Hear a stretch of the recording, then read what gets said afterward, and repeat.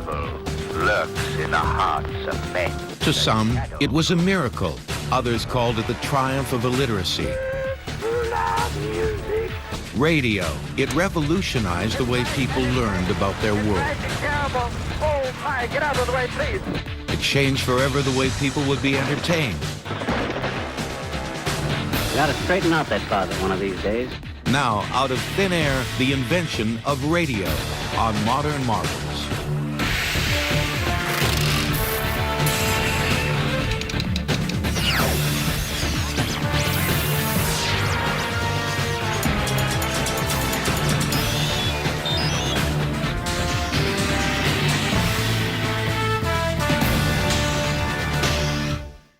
Yesterday, December 7th, 1941,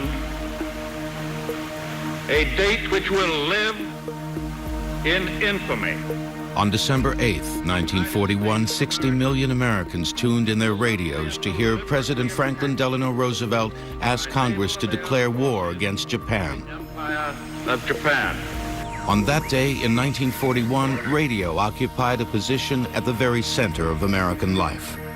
People relied on it for information, entertainment, very often religion, and as a lifeline to a world around them.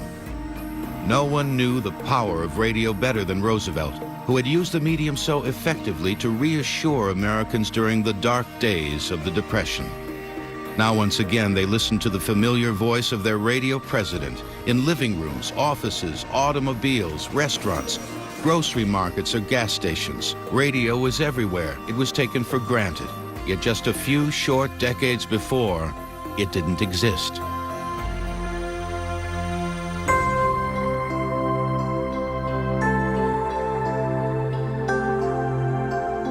Most people credit Guillermo Marconi with inventing the radio, and he is recognized as the inventor of the wireless telegraph, filing for his patent in 1896.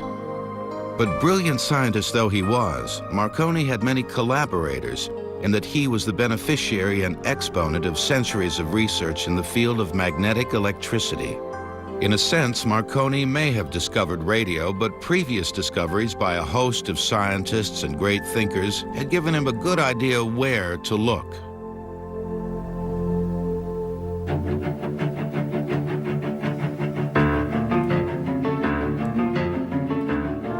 Man's desire to wage war created the need to communicate quickly over distance and thereby gain advantage over the enemy.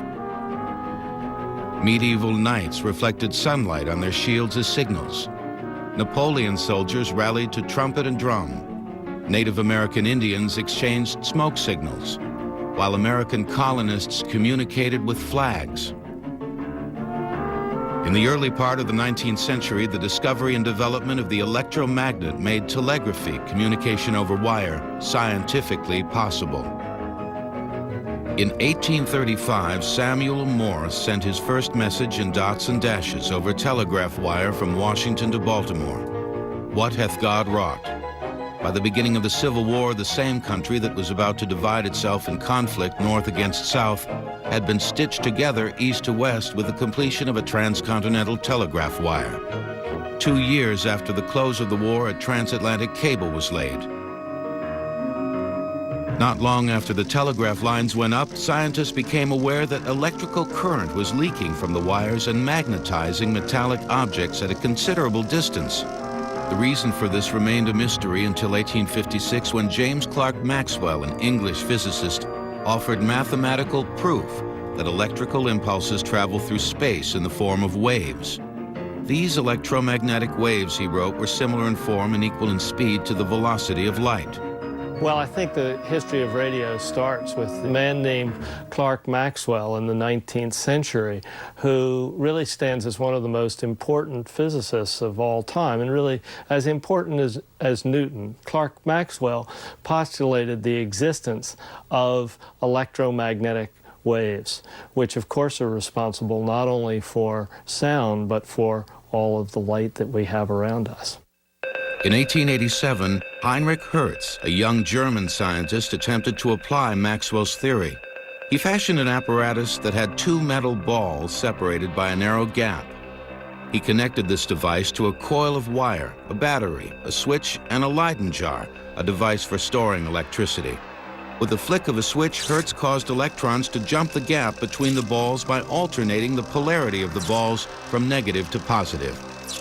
Hertz called this device an oscillator because the spark oscillated or switched back and forth continuously as long as the alternating current was maintained. Experimenting further, Hertz attached a metal ball to each end of a length of wire. He fashioned the wire into a loop but left a narrow gap at the ends. He then placed the wire loop near but not touching the oscillator. When he turned the oscillator circuit on, a spark jumped between the gap and the loop. How could this happen, Hertz wondered, when the loop and the oscillator were not even connected? The answer, Hertz speculated, lay in the existence of electromagnetic waves.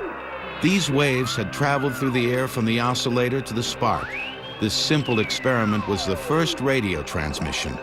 Hertz's oscillator had been the transmitter, and his wire loop had been the receiver. 5 years later, 18-year-old Guillermo Marconi read of Hertz's accomplishments and saw instantly the commercial possibilities of wireless communication, especially in the shipping industry. He turned the third floor of his family home into a workshop, read everything he could get his hands on relative to Hertzian waves, and sought to take up where Hertz and others had left off. His parents had a very large estate in Italy. His mother was a Jameson from the Irish Whiskey Company. And when Marconi could not get the Italian government interested in his wireless telegraphy, his mother took him to London and connected him with the British postal authorities. And they saw the potential of what wireless telegraphy would do and immediately snapped up the patent. Though untrained as a scientist, Marconi was able through trial and error to increase the efficiency of Hertz's oscillator. Then he added a grounded antenna, which he found strengthened the waves, although he didn't know why. Later, he determined that by raising his antenna, he could increase his transmitting range. By the time Marconi was settled in England, he had transmitted Morse code without wires, an astounding 9 miles. In 1898, he transmitted the results of a yacht race from a tugboat, allowing newspapers to print stories of the race before the yachts had returned to shore. Ship owners began to purchase wireless systems and install them on their vessels.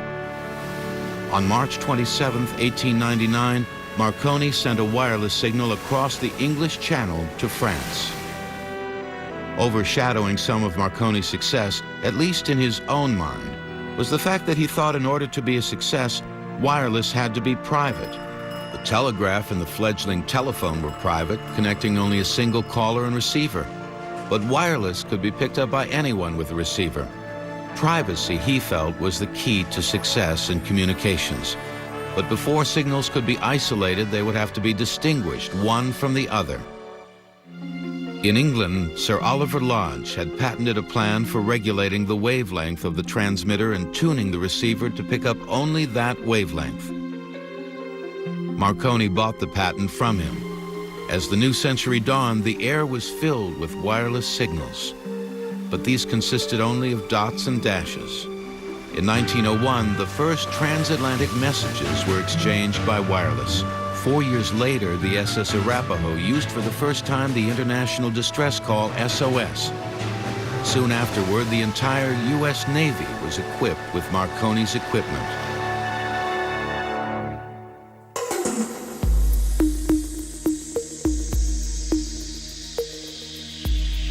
On Christmas Eve in 1906, professional and amateur wireless operators in the area of Brant Rock, Massachusetts, picked up a transmission they would never forget. Instead of the usual dots and dashes, they heard human voices and the strains of a violin playing an old Christmas hymn. The sender of this transmission was a scientist named Reginald Aubrey Fessenden. When Fessenden first played his violin on Christmas Eve, and the signal operators at first heard this music coming out on their earphones. Can you imagine? They thought there was some kind of magic that was happening. What Fessenden did was he imprinted voice on a radio wave. And he did this by creating, with the help of General Electric Company and a man named Ernst Alexanderson, something called the Alexanderson alternator, which was essentially an electric generator that moved so fast that it created not just electricity, but electromagnetic waves. Feasenton used a carbon microphone to convert his voice into an audio signal. His transmission technique was called amplitude modulation, or AM, because it modulated or controlled the amplitude or height of the wave. Feasenton's Christmas Eve transmission introduced a new concept to the world, a transmission intended for anyone who could hear it, a broadcast. And since this new concept suggested an image of waves radiating outward in all directions from a central point, the term radio was born. The grand collaboration had resulted in history's most stunning achievement in the field of communications. But here is where the cooperation ended. From this point, radio would no longer be a curiosity, a tinkerer's fancy. Overnight, it would become big business with fortunes to be made or grabbed. The coming decade would see bitter rivalries emerge in the struggle to control this new medium. It would see the rise of the powerful media corporation and the demise of the individual inventor. There are nearly twice as many radios in the U.S. as there are people. Feasenton's broadcast had sent radio technology spinning off in a new direction, and soon inventors and wireless operators alike were experimenting with ways to more effectively broadcast the human voice. But a better, smaller generator and a more sophisticated receiver were needed. Early receivers contained mineral rocks called crystals. These changed the alternating current of the incoming wave into direct current, allowing the sound to be heard. Crystal sets, as they were called, were inexpensive and popular. But since they operated solely off the lower power generated by the incoming signal, the operator had to wear headphones to hear anything. One of Marconi's technical advisors, John Ambrose Fleming, realized that building bigger generators was not the key to improve radio transmitters and receivers. Inspired by Edison's light bulb and the work of English scientist J.J. Thomson involving electrons, Fleming built a glass valve or diode, which was the forerunner of the vacuum tube. This diode used the power of the electron rather than the mechanical device to capture radio waves. In 1906, inventor Lee DeForest modified Fleming's diode to create a new device which amplified the audio signal, making it easier to hear.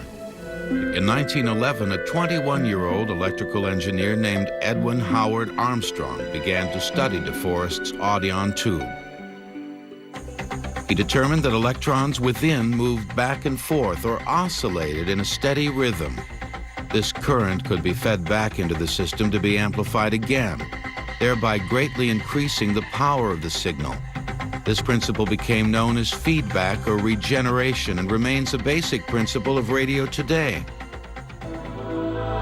With Armstrong's innovation, large, expensive generators could be replaced by small vacuum tubes. Radio became more practical.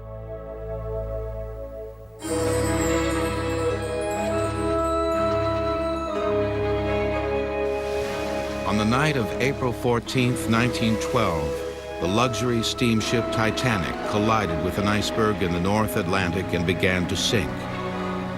The operator of the ship's Marconi wireless system tapped out a desperate call for help. The liner Carpathia picked up the signal and came to the rescue in time to save 711 passengers. But 1,513 others had already perished in the icy water. For the next few days, a shocked world received news of the tragedy via wireless.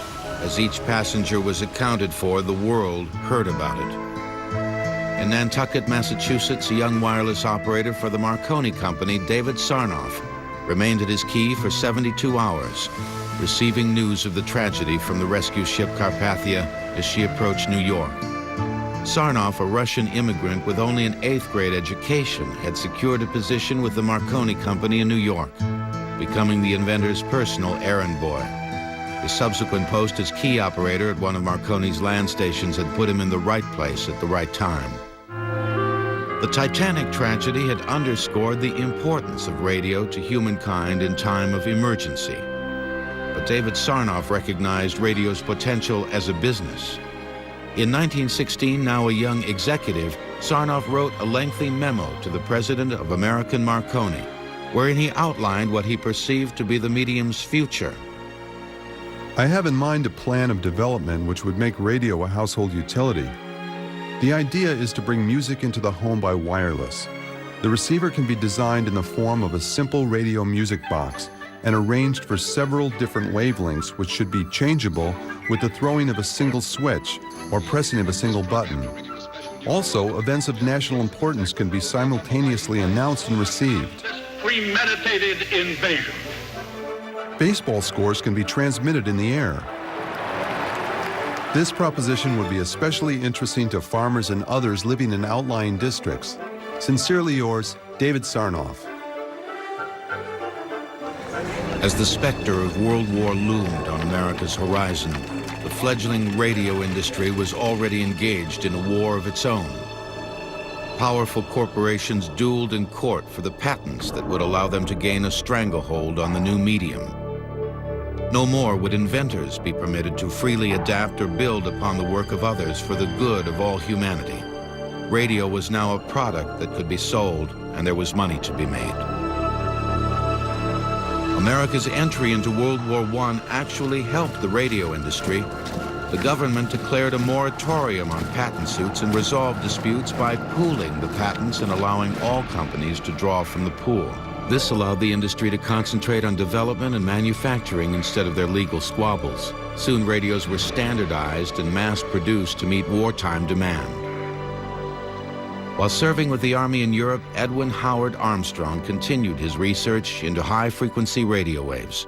The result of his work was a more efficient radio receiver he called a superheterodyne. The superheterodyne improved radio reception by narrowing the frequency range handled by amplifiers. This helped eliminate unwanted electrical interference while still boosting the radio signal. Armstrong's superheterodyne, though complex in circuitry, was simple to operate. With just one knob for volume and one for tuning, it was the first modern radio receiver. At the end of the war, the U.S. government understood how important radio had become and moved to keep the industry from slipping into foreign hands. The Radio Corporation of America was formed with General Electric as the parent company. The patents and assets of American Marconi were transferred to the new company. In return, British Marconi could continue to buy American parts for the equipment it manufactured and sold to the rest of the world. Most of American Marconi's employees, including David Sarnoff, moved to RCA. David Sarnoff still harbored his dream of selling radio music boxes for use in private homes. But another company, Westinghouse, beat him to his goal. Westinghouse had purchased the exclusive rights to Armstrong's superheterodyne receiver, and now they determined their best entry would be to broadcast programming from radio towers and then sell the receivers to the public. Westinghouse chose Dr. Frank Conrad to build a radio station on the roof of its factory in Pittsburgh. Station KDKA went on the air November 2nd, 1920, broadcasting the presidential election returns. Broadcast as soon as they are received by us here at KDKA. The broadcast was a huge success. Sales of radio receivers skyrocketed. In short order, KDKA and other stations began broadcasting church services, and then boxing matches. Radio took off and never looked back. Up until now, communications companies had made their money through two-way communications charges like the telegraph, telephone, and now the wireless, or through the sale of radio equipment.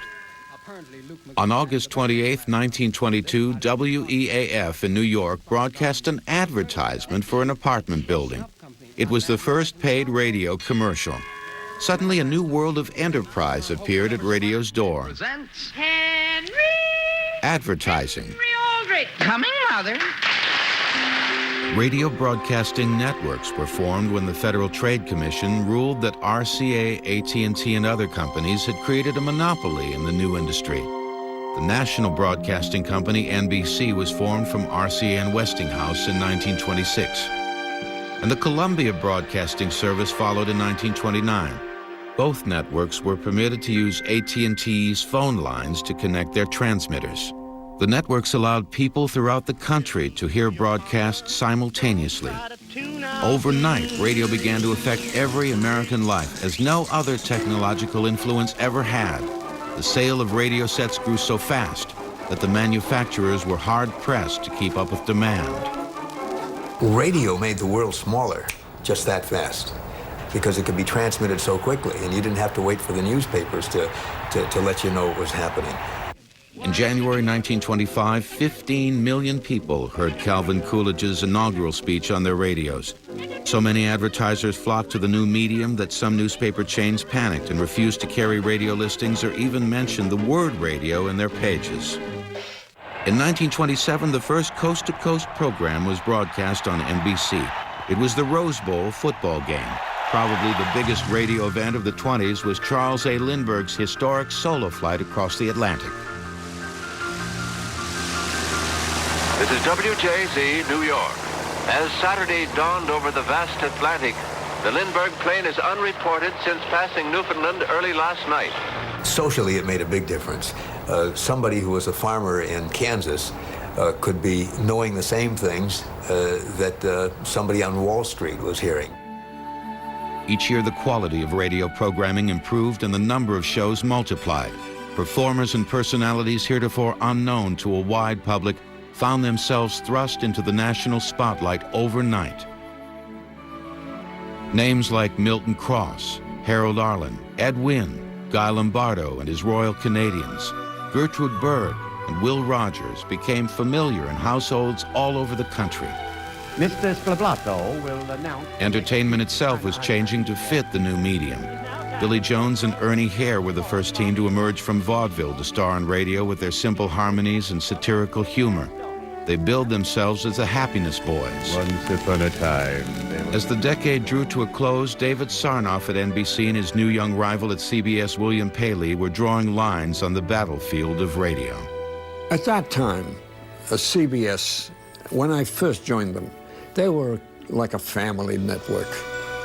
NBC was a big power. And they were not going to try to compete. They didn't have anybody to put up against Bob Hope. They would have had to have Jack Benny or Fred Allen. But NBC had them both. It was not many years before William Paley raided NBC and got Jack Benny away from them. And then the picture changed, you know. In 1929, the stock market crash pitched the nation headlong into a Great Depression.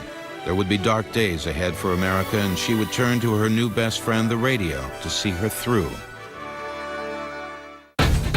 In the 1930s, the Amos and Andy Show was so popular that many movie theaters stopped their films from 7 to 7:15 and turned on the radio so the audience could listen to the program. Radio couldn't lose. The stock market crash and advent of the Depression did nothing to cool America's ardor for the magic box with the dials on it. Theaters closed down, nightclubs languished, theatrical stock companies disappeared, but radio prospered. The shadow knows. By 1930, network programming had assumed the shape it would retain for the next 20 years. The broadcast day was divided into quarter, half, and full-hour segments. Programs and commercials were timed to the second. Radio's appetite for material was voracious. All the hours of the day and night needed to be filled. Syndication of scripts and ready-made programs to stations all over the country became big business and standardized the broadcast industry. Stations began to sound alike. Radio settled into a comfortable and perhaps complacent niche of the center of the culture. The networks were aware of the hold they had on the country's attention and were determined not to choke the golden goose. Radio produced stars no less in stature than ever pranced upon a Broadway stage or kissed on a Hollywood screen. America embraced these performers and personalities as if they were family, and in a way they were. You had to go to a theater to see movie stars, but a radio performer came right into your living room. Just about 7 nights a week, I think, you could turn on your radio after 6:30 or 7 in the evening, and until about 11 be assured of really good entertainment. Wheaties, breakfast of champions. bring you the thrilling adventures of Jack Armstrong, the all-American boy. From Hollywood, The Jimmy Durante Show. The makers of Instant Chase and Sanborn Coffee present The Charlie McCarthy Show. Edgar Bergen and Charlie McCarthy. How could a ventriloquist work on the radio? Charlie was special. He was hysterical. Well, we want equal billing and we want more money. Every show was an experience. Every show, you look forward going to work. The sound effects men were there, the unsung heroes of early day radio. A good sound effects man could make or break it. I gotta straighten out that closet one of these days. And Lights Out was a show I'd listened to as a kid. It was scarier than In the Sanctum. It was scarier than Suspense. The announcer had a great voice, and it was on Sunday nights, and he would say, "Crawl under your couch. Lock your doors. Turn down the blinds. And turn your lights out."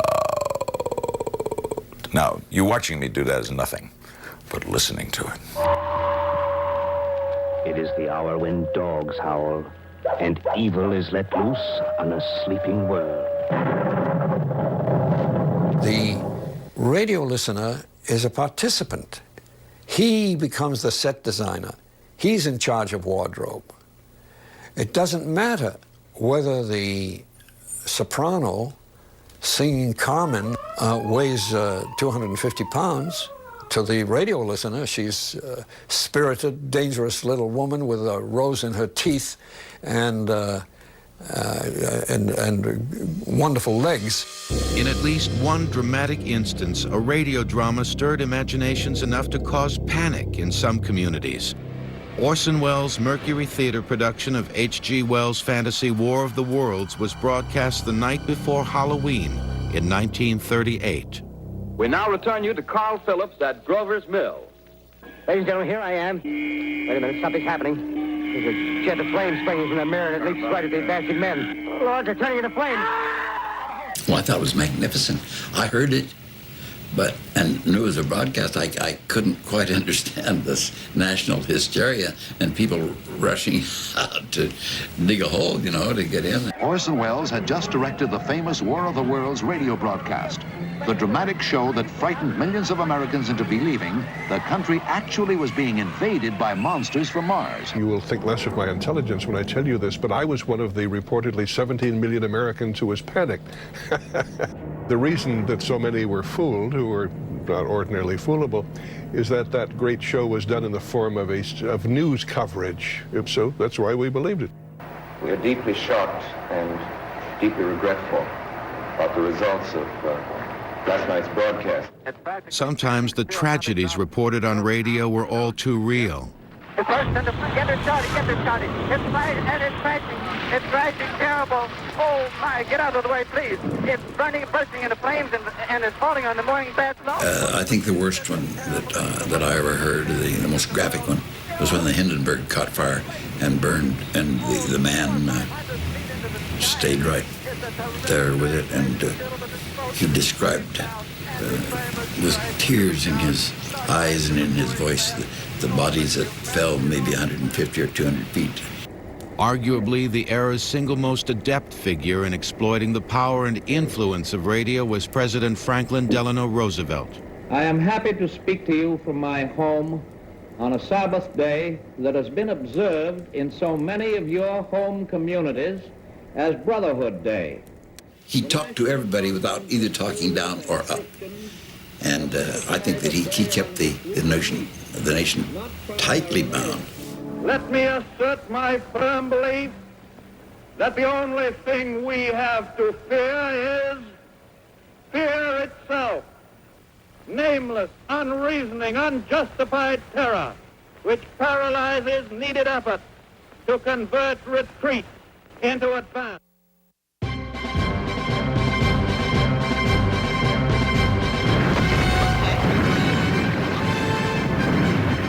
America's dreams and hopes of peace died with 3,000 officers and men in the Holocaust at Pearl Harbor.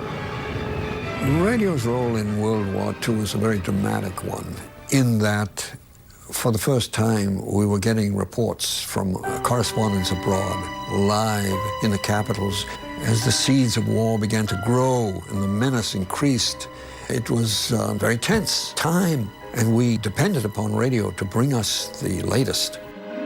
World War II really added a new dimension to radio, and that was news. The war also demonstrated the use of radio as a weapon. It was called propaganda. Her name was Eva Toguri d'Aquino, but they called her Tokyo Rose. During World War II, her radio broadcasts to American GIs became both famous and infamous. Radio kept the nation united and focused on the war effort. Entertainers took to the airwaves to rally support for the boys.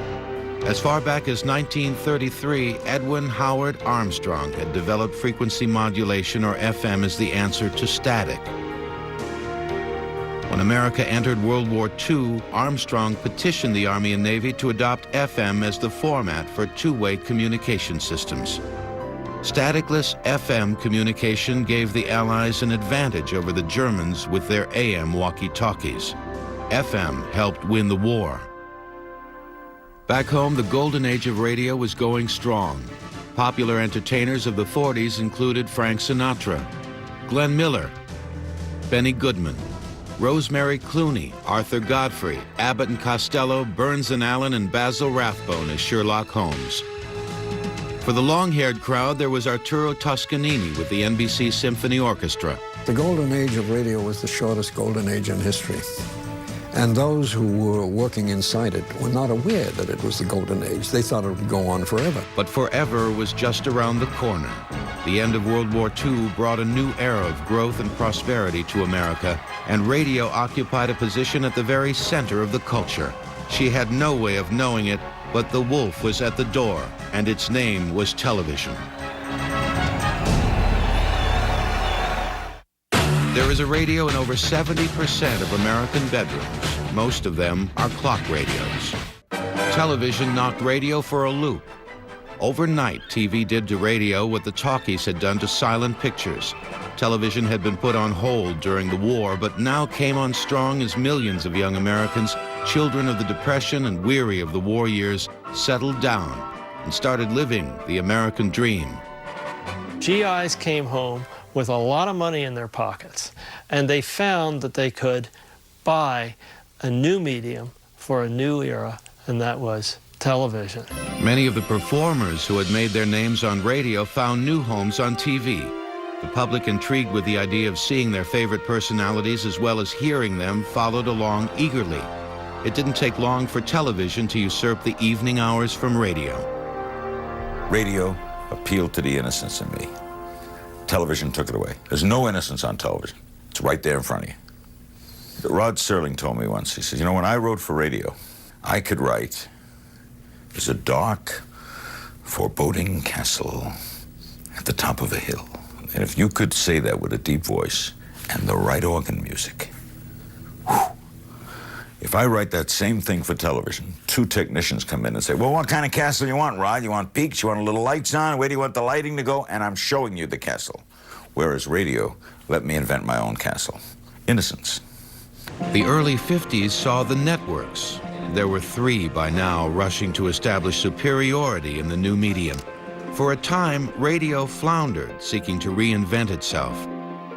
The public had demonstrated its preference for television in the evenings, but that left mornings and afternoons open.